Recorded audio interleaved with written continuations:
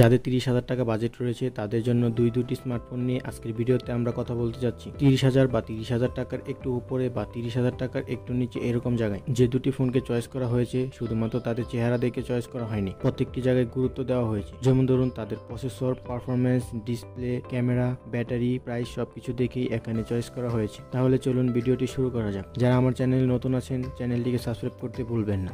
আপনার বাজেট যদি 30,000 টাকা হয়ে থাকে সেক্ষেত্রে আপনি চয়েস করতে পারেন 128GB ভেরিয়েন্টের CMF phone pro. CMF phone pro বেশ ইউনিক একটা ডিভাইস এবং বর্তমান সময়ে অনেক জনপ্রিয়তা পাচ্ছে, কারণ ফোনটিতে ভালো কিছু প্রোভাইড করা হয়েছে। যেমন এতে 6.7 ইঞ্চির একটি AMOLED প্যানেল রয়েছে যা 120 হার্জ রিফ্রেশের, তবে ব্রাইটনেস নিয়ে কোনো সমস্যা নেই। ফোনটিতে 3000 নিট পিক ব্রাইটনেস ব্যবহার করা হয়েছে। অন্যদিকে ফোনটিতে Dimensity 7300 প্রসেসরটি ব্যবহার করা হয়েছে, যা এই প্রাইস পয়েন্টে যথেষ্ট ভালো। এই প্রসেসরটি গেমিং এর জন্য ভালো, সেই সাথে লেটেস্ট অ্যান্ড্রয়েড রান করছে। অন্যদিকে 50 মেগাপিক্সেলের মেইন শুটারের সাথে 50 মেগাপিক্সেলের 2x টেলিফোটো জুম লেন্স রয়েছে। এছাড়াও রয়েছে একটি আল্ট্রা ওয়াইড শুটার। একই সাথে আপনি আলাদা আলাদা ফোকাল লেন্থ টেলিফোটো দিয়ে ছবি নিতে পারবেন, অর্থাৎ পোর্ট্রেট মোডেও কিছুটা এগিয়ে রাখছে। এবং ফোনটিতে ফ্রন্ট ক্যামেরা হিসেবে ব্যবহার করা হয়েছে 60 মেগাপিক্সেল।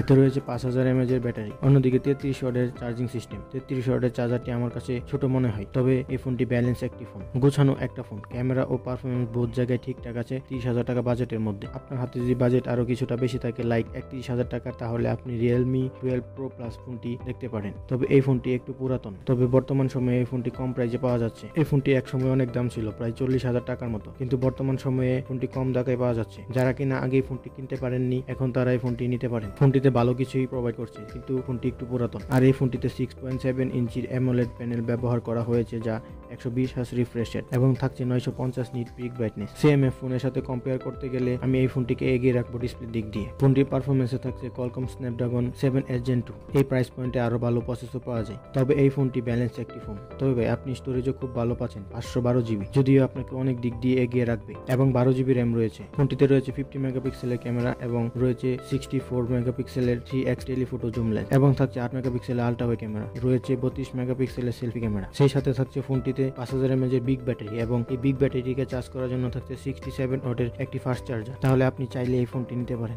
যারা কিনা ভাবছেন একটি গেমিং এর জন্য ফোন কিনবেন, তারা CMF ফোন প্রো ফোনটি দেখতে পারেন, এবং যারা কিনা ভাবছেন একটি ব্যালেন্স ফোন কিনবেন, তারা Realme 12 Pro Plus ফোনটি দেখতে পারেন। আজকে ভিডিওটি যদি ভালো লেগে থাকে তাহলে ভিডিওটিকে লাইক করে চ্যানেলটিকে সাবস্ক্রাইব করে দেবেন।